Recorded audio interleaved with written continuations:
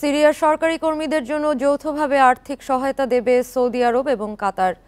শনিবার দামেস্কে সিরিয়ার পররাষ্ট্রমন্ত্রীর সঙ্গে এক যৌথ সংবাদ সম্মেলনে ঘোষণা দিয়েছেন সৌদি পররাষ্ট্রমন্ত্রী প্রিন্স ফয়সাল বিন ফারহান।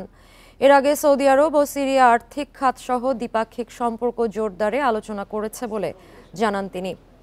ওয়ালটন আবারও মিলিয়নিয়ার অফারে ওয়ালটন ফ্রিজ কিনে আপনিও হয়ে যেতে পারেন মিলিয়নিয়ার। তিনি বলেন, সিরিয়ার ওপর থেকে অর্থনৈতিক নিষেধাজ্ঞা প্রত্যাহারে সৌদি আরব ভূমিকা রাখছে এবং দেশটির পুনর্গঠন এবং অর্থনীতি পুনরুদ্ধারে রিয়াদ অন্যতম প্রধান সহায়ক হিসেবে কাজ করে যাবে।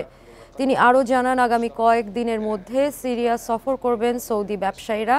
তারা জ্বালানি, কৃষি, অবকাঠামো সহ বিভিন্ন খাতে বিনিয়োগের সম্ভাবনা নিয়ে আলোচনা করবেন।